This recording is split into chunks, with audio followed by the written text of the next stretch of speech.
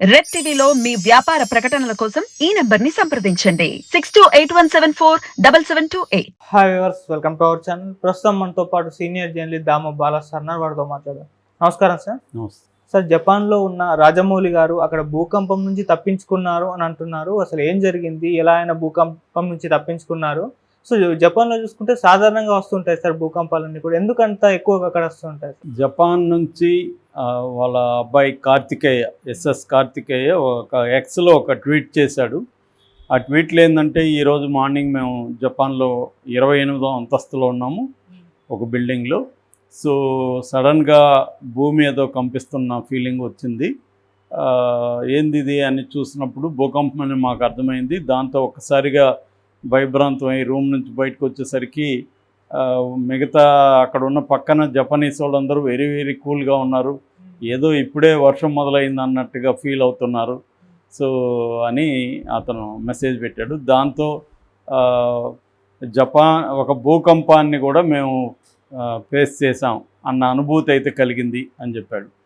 So ఎక్కడున్నాడు, ఏ ప్రాంతం అవేమీ చెప్పలేదు. దాంతోపాటు ఒక అలర్ట్ మెసేజ్ కూడా పెట్టాడు, అంటే తన ఫోన్లో అలర్ట్ మెసేజ్. అలర్ట్ మెసేజ్లో ఏముందంటే, త్వరలో భూకంపం రాబోతుంది, మీరేమీ భయపడకండి, దగ్గరలో ఏదన్నా షెల్టర్ ఉంటే షెల్టర్ తీసుకోండి అనేది ఉందన్నమాట. Keep com and take shelter near by అనేది వార్నింగ్ ఉంది. సో అంటే ఆ వార్నింగ్ చూస్తేనే అది మైల్డ్ వార్నింగ్, అంటే తీవ్రమైన వార్నింగ్ కాదు. ఆ తర్వాత నేను ఇంటర్నెట్లో సెర్చ్ చేస్తే అసలు ఎక్కడొచ్చింది జపాన్లో భూకంపం, ఈరోజు మార్నింగ్ వచ్చింది అరౌండ్ 9 o'clockకి. యాక్చువల్గా ఇది టోక్యో దగ్గర వచ్చిందనమాట ఈ భూకంపం. రెక్టర్ స్కేల్, మ్యాగ్నిట్యూడ్ స్కేల్ అంటారు ఆ భూకంపాన్ని కొలిచే పద్ధతి. అది 5.something ఉందన్నమాట. అంటే మీడియం రేంజ్ భూకంపంగా మనం దీన్ని చెప్పచ్చు. ఇది వెరీ స్ట్రాంగ్ భూకంపం కాదు, అట్లని మరీ సాఫ్ట్ కాదు, మీడియం రేంజ్ భూకంపం అనమాట. సో దీన్ని హెచ్చరించే దాన్ని జపాన్ మెటీరియలాజికల్ ఏజెన్సీ అంటారు, JMA అంటారు అనమాట.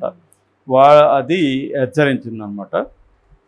ఈ యాక్చువల్గా ఇదే విధంగా లాస్ట్ జనవరిలో కూడా భూకంపం వచ్చింది. మన జూనియర్ ఎన్టీఆర్ ఫ్యామిలీ జపాన్లో విజిట్ చేస్తున్నప్పుడు కూడా నోటో ఎర్త్క్వేక్ అంటారు, అది కొద్దిగా స్ట్రాంగ్ ఎర్త్క్వేక్. దాంట్లో కొంతమంది చనిపోయారు కూడా, కొన్ని స్మాల్ టౌన్స్ కూడా ధ్వంసం కూడా అయినాయి. అది కూడా వచ్చింది. మీరు అడిగినట్టుగా జపాన్లో భూకంపాలు వెరీ కామన్ అనమాట. ఎందుకంటే అది పసిఫిక్ రింగ్ ఆఫ్ ఫైర్ అనే ఏరియాలో ఉంటుంది జపాన్ ప్లేస్. సో అది భూకంపాలు సెయిస్మిక్ యాక్టివిటీ అంటారు, అర్త్లో భూకంపాలకి అది స్కోప్ ఎక్కువ ఉందన్నమాట. అందుకని జపాన్లో భూకంపాలు అనేవి వెరీ కామన్. కొన్ని వందల భూకంపాలు అక్కడ వస్తుంటాయి, కొన్ని వేల మంది ఇప్పటివరకు చనిపోయారు కూడా అక్కడ. అయితే జపాన్ దాన్ని ఎలా డీల్ చేస్తుందంటే, జపాన్ ఒక సిస్టమ్స్ని ఎవాల్వ్ చేస్తుందన్నమాట. అంటే ఫస్ట్ ఏంటంటే బిల్డింగ్ కోడ్స్ ఇంజనీరింగ్ స్టాండర్డ్స్ని సెట్ చేసింది. అంటే ఎవరు బిల్డింగ్ కట్టాలన్నా అది భూకంపాన్ని తట్టుకునే విధంగా దాన్ని నిర్మించడం అనేది ఫస్ట్ ప్రయారిటీ అనమాట. అందులో స్ట్రిక్ట్గా ఉంటారు. మనలాగా కరప్షన్ అక్కడ లేదు ఈ విషయంలో. అంటే డబ్బులు ఇచ్చేసి దాన్ని బ్రేక్ చేయడం. ఇప్పుడు మనకు కూడా ప్రతి దానికి కోడ్స్ ఉంటాయి, బిల్డింగ్లో ఎలా కట్టాలి. మన వాళ్ళు ఏం చేస్తారో డబ్బులు ఇచ్చి మేనేజ్ చేసుకొని డీవియేషన్ చేసేసుకొని, తర్వాత మళ్ళీ గవర్నమెంట్స్ కూడా ఓట్ల కోసం ఏం చేస్తాయి, దీనంతా పడగొడితే మళ్ళీ నెగిటివ్ వస్తుందని చెప్పి ఏదో ఒక రెగ్యులరైజేషన్ పేరుతో దాన్ని మళ్ళీ రెగ్యులైజ్ చేస్తాం. అందుకని చాలా ఇళ్లలో పెంట్ హౌస్లు ఎక్స్ట్రా కడుతుంటారు అన్నమాట. సో ఇవన్నీ జరుగుతుంటాయి. కానీ అక్కడ ఏంటంటే చాలా స్ట్రిక్ట్గా బిల్డింగ్ కోడ్ అనేది వాళ్ళకు ఉంటుంది, ఇంజనీరింగ్ స్టాండర్డ్స్ ఉంటాయి. దాన్ని 100% ఫాలో అవుతున్నారా లేదా అనేది గవర్నమెంట్ నుంచి చెకింగ్ కూడా ఉంటుంది. సో అందువల్ల ప్రతి ఇళ్ళు కానీ లేదా రైల్వే స్టేషన్స్ కానీ, రైల్వే లైన్స్ కానీ, బ్రిడ్జెస్ కానీ, హైవేస్ కానీ, ఇవన్నీ కూడా ఈ అర్త్క్వేక్ని తట్టుకునే విధంగా అర్త్క్వేక్ రెసిస్టెంట్ టెక్నాలజీని వాటిలో వాడతాం అనమాట. అంటే అవి రెసిలియంట్గా ఉండేటివి చూసుకుంటారు. సో అది నెంబర్ 1. నెంబర్ 2 ఏంటంటే, ఒక ఈ అర్త్క్వేక్ని ముందే పసిగట్టడానికి చాలా అడ్వాన్స్డ్ టెక్నాలజీని వాళ్ళు సంపాదించుకోగలిగారు. రీసెర్చ్ మీద కూడా వాళ్ళు విపరీతంగా డబ్బులు ఖర్చు పెడుతున్నారు. అర్థక్వేక్ రీసెర్చ్ మీద గవర్నమెంట్ చాలా పెద్ద ఎత్తున ఇన్వెస్ట్ చేసి దానికి సంబంధించిన హై అండ్ టెక్నాలజీని చేశారు. దీంట్లో ప్రధానంగా ఏంటంటే ఇందాక చెప్పిన జపాన్ మెటీరియలాజికల్ ఏజెన్సీ ఏదైతే ఉందో అది ఎర్త్క్వేక్ అర్లీ వార్నింగ్స్ అంటారు. ఎర్త్క్వేక్ అర్లీ వార్నింగ్ పంపిస్తారు. ఇప్పుడు మనకి కార్తికేయ పెట్టింది అదే అనమాట. ఎర్త్క్వేక్ రాకముందే టీవీల్లో కానీ తర్వాత సెల్ ఫోన్లలో కానీ రేడియోలలో వార్నింగ్స్ వచ్చేస్తాయి అన్నమాట.